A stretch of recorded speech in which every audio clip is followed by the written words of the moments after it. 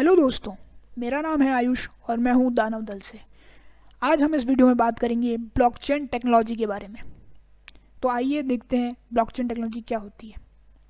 तो blockchain technology मतलब कि वर्ड से ही हमें पता पड़ता है कि ब्लॉक प्लस चेन, मतलब यहाँ पे कुछ तो ब्लॉक्स होंगे जो कि आपस में चेन से कनेक्टेड है।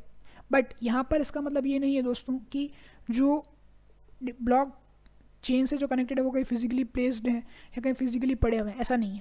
ये सब कुछ जो है वो डिजिटली मतलब कि वर्चुअली होता है। ये एक तरह की डिजिटल टेक्नोलॉजी है। ब्लॉकचेन टेक्नोलॉजी वर्चुअल यानी कि डिजिटल टेक्नोलॉजी है। तो आइए नज़र डालते हैं ब्लॉकचेन की डेफिनेशन पर। Blockchain is a system of recording information in a way that the makes it difficult और इम्पॉसिबल टू चेंज, हैक और चीट द सिस्टम। मतलब कि यहाँ पर जो भी ये डेटा ब्लॉक्स हैं वो आपस में चेन से कनेक्टेड हैं और यहाँ पर आपका डेटा जो स्टोर किया जाता है उस डेटा को चेंज करना, हैक करना या चीट करना इम्पॉसिबल है। अब blockchain is essentially a distributed digital ledger of transactions that is duplicated और distributed across the entire network of computer systems on the blockchain. इसका मतलब ये है दोस्तों कि जो भी आपका डेटा है वो सारा डेटा ग्रुप ऑफ कंप्यूटर्स में या ग्रुप ऑफ सिस्टम्स में डिस्ट्रीब्यूट कर दिया जाता है, जो कि सभी जो सिस्टम्स हैं किसी एक नेटवर्क में जुड़े हुए हैं। और पर्टिकुलरली ये जो जितने भी डेटा ब्लॉक्स होते हैं ब्लॉकचेन में वो सब एक दूसरे से किस तरह से कनेक्टेड होते हैं। जैसे हर एक ब्लॉक का एक यूनिक आइडेंटिफिकेशन कोड होता है। समझने के लिए आप यूज होते हैं यूनिक आइडेंटिफिकेशन कोड होता है, इसको हम ब्लॉकचेन टेक्नोलॉजी के टर्म से बोलते हैं हैश वैल्यू। तो यहाँ पर जो ये हैश है, जैसे कि इस ब्लॉक 1 की हैश है 6U9P2, ये वापस ब्लॉक 2 में आपको मिल जाएगी और ब्लॉक 2 की जो हैश है वो आपको ब्लॉक 3 में मिल जाएगी। तो इस तरह से ये आपस में हैश से कनेक्टेड होते हैं, लिंक्ड होते हैं। इस तरह से ये डेटा ब्लॉक्स आपस में जुड़े हुए हैं, इसलिए इसे कहते हैं ब्लॉकचेन। तो आइए नज़र डालते हैं आगे पर्टिकुलरली कि ब्लॉकचेन टेक्नोलॉजी वर्क कैसे करती है। तो ये जो ब्लॉकचेन टेक्नोलॉजी है दोस्तों काफ़ी सेफ एंड सिक्योर है कि यहाँ पर किसी भी टाइप का फ्रॉड नहीं हो सकता, कोई भी सिस्टम को हैक नहीं कर सकता, चीट नहीं कर सकता और डेटा को एक बार जब स्टोर कर दिया जाएगा उसमें कोई भी चेंज नहीं किया जा सकता। तो आइए देखते हैं ब्लॉकचेन वर्क कैसे करती है। तो जैसा कि यहाँ पे आप देखते हैं कि सपोज फॉर एग्जांपल कि किसी ने एक ट्रांजैक्शन रिक्वेस्ट करा, ठीक है, वो ट्रांजैक्शन आगे जाता है और वैलिडेट होता है। जिस नेटवर्क में जितने भी दूसरे सिस्टम्स हैं या कोई नोड्स हैं वो उस नोड को वैलिडेट करती है। देन उसके बाद में वो नोड्स या वो सिस्टम्स जो उस नेटवर्क में कनेक्टेड हैं वो उसको वेरीफाई करेंगे और उसके बाद में एक डेटा ब्लॉक क्रिएट होगा और वो डेटा ब्लॉक दूसरे जो डेटा ब्लॉक्स चेन के अंदर एडेड है उनके साथ में ऐड हो जाएगा और इस तरह से वो पूरे उस ट्रांजेक्शन को कंप्लीट करेगा। तो इस तरह से जो ब्लॉकचेन होती है वो वर्क करती है। तो आइए नज़र डालते हैं कि डिसेंट्रलाइजेशन क्या होता है। तो डिसेंट्रलाइजेशन दोस्तों होता है एक तरह का कंसेप्ट है।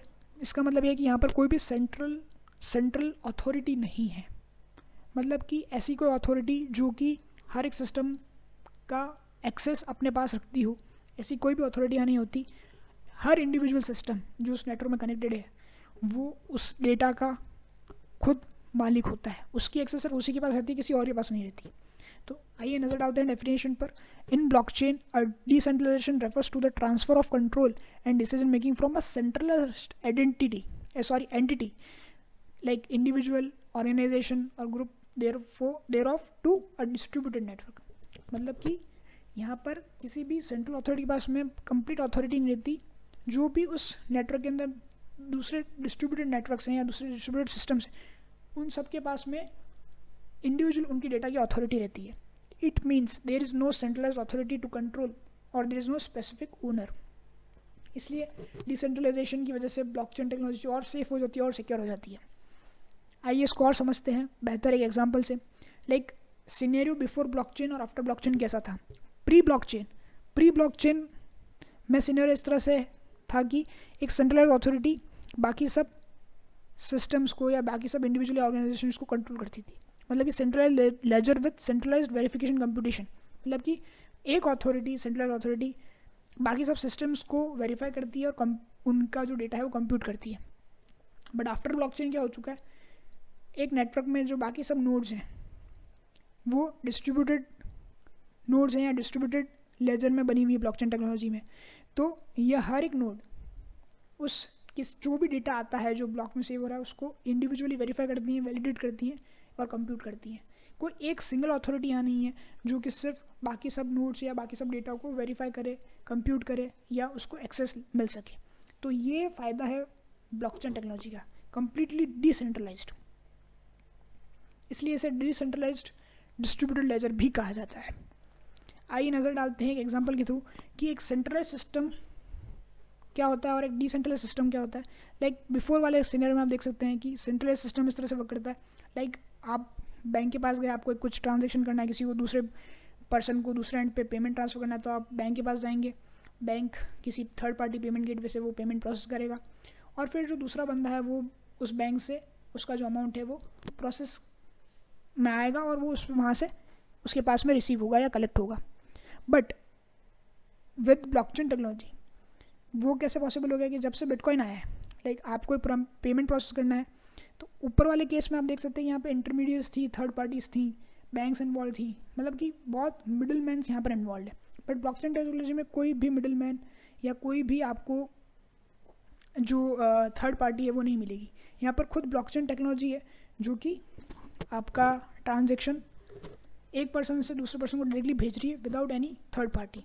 तो ये सिर्फ पॉसिबल हो पाया है ब्लॉकचेन टेक्नोलॉजी की बदौलत। ये सेफ है, सिक्योर है, इंस्टेंट है और फ्री है। तो आइए नज़र डालते हैं ट्रेडिशनल कॉन्ट्रैक्ट्स के बारे में। तो ट्रेडिशनल कॉन्ट्रैक्ट्स क्या होते हैं?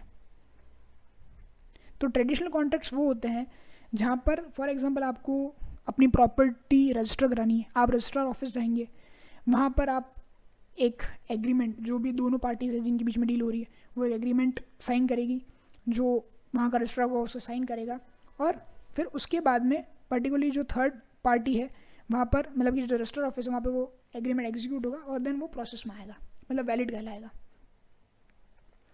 बट स्मार्ट कॉन्ट्रैक्ट्स में क्या हो गया है कि कोई भी थर्ड पार्टी इन्वॉल्व नहीं रहती है, मतलब कि a smart contract is a self-executing contract with the terms of agreement between buyer and the seller being directly written into the lines of code. The code and the agreements contained therein exist across a distributed decentralized blockchain network. यहाँ पे जो भी terms and conditions है वो lines of code में return है। तो यहाँ पर इस तरह से सारी चीज़ें वर्कआउट की जा रही हैं।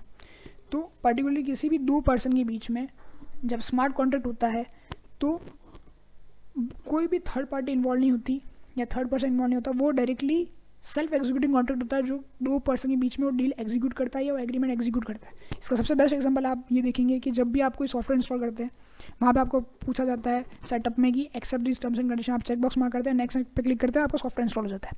That is the best example of smart contract. इसके बाद सेकंड एग्जाम्पल पर आपको अगर मैं आपको बताऊँ, पर्टिकुलरली आप अपने फ़ोन में ही कोई एप्लीकेशन इंस्टॉल करते हैं, बहुत बार वहाँ पे भी एक टर्म पॉलिसी आती है, टर्म्स लिखे हुए आते हैं, उनको आपको एग्री करना पड़ता है, तब जाके आप आगे उस एप्लीकेशन को इंस्टॉल करना कंप्लीट कर पाते हैं। That is again example of a smart contract, जहाँ पर कोई मिडिल मैन नहीं है, कोई रजिस्टर ऑफिस नहीं है, कोई दूसरा थर्ड पर्सन नहीं है जो आपके बीच में एग्रीमेंट कर रहा है, आपके और उस एप्लीकेशन बीच में एग्रीमेंट हो रहा है, वो भी डिजिटली, जो कि खुद सेल्फ एग्जीक्यूटेड है। तो this is the power of smart contract. और बहुत जल्दी जो हमारा जुडिशल सिस्टम है, बहुत सारी जो चीज़ें हैं ये एग्रीमेंट वाली, ये सब और सब डिजिटली होने लग जाएगी, ब्लॉकचेन टेक्नोलॉजी पे आ जाएगी और ये सारा स्मार्ट कॉन्ट्रैक्ट के थ्रू होने लगेगा। अब एग्जांपल से समझते हैं कि स्मार्ट कॉन्ट्रैक्ट होता कैसे है।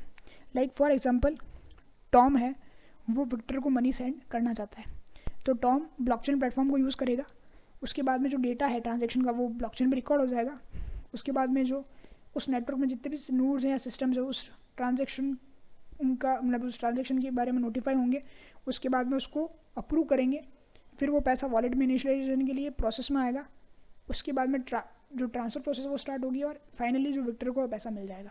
तो इतना सेफ और सिक्योर तरीके से वेरीफाई होने के बाद, वैलिडेट होने के बाद में जो आप एक जो मतलब टॉम ने पैसा भेजना चाह रहा था वो विक्टर को मिल पा रहा है, वो भी इंस्टेंट प्रोसेस है, एफिशिएंट है और कम्प्लीटली सेफ एंड सिक्योर है।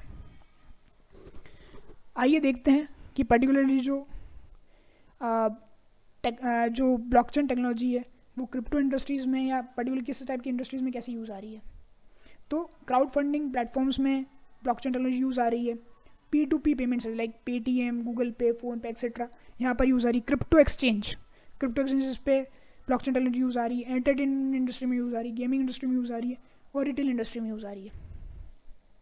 नेक्स्ट है कौन कौन से सेक्टर्स पर्टिकुलरली ब्लॉकचेन टेक्नोलॉजी को यूज़ करते हैं। जैसे कि आप देख सकते हैं 3% मैन्युफैक्चरिंग इंडस्ट्री जो है वो ब्लॉकचेन टेक्नोलॉजी को यूज़ करती है, 3% energy and utilities industry blockchain technology का यूज़ करती है, 4% professional services, 6% technology services, 6% generic, 8% media and entertainment and gaming, 8% health care, 12% insurance, 13% government and public goods and majority is 30% banking and finance. क्योंकि जो banking and financial institutions होते हैं उनको अपने users का डेटा, अपने कस्टमर्स का डेटा प्लस जो ट्रांजेक्शन्स हैं वो कम्प्लीटली सेफ एंड सिक्योर रखना बहुत ज़रूरी है। इसलिए मेजोरिटी जो इंडस्ट्री है वो बैंकिंग एंड फाइनेंस की जो ब्लॉकचेन टेक्नोलॉजी को यूज़ कर रही है और 7% अदर्स।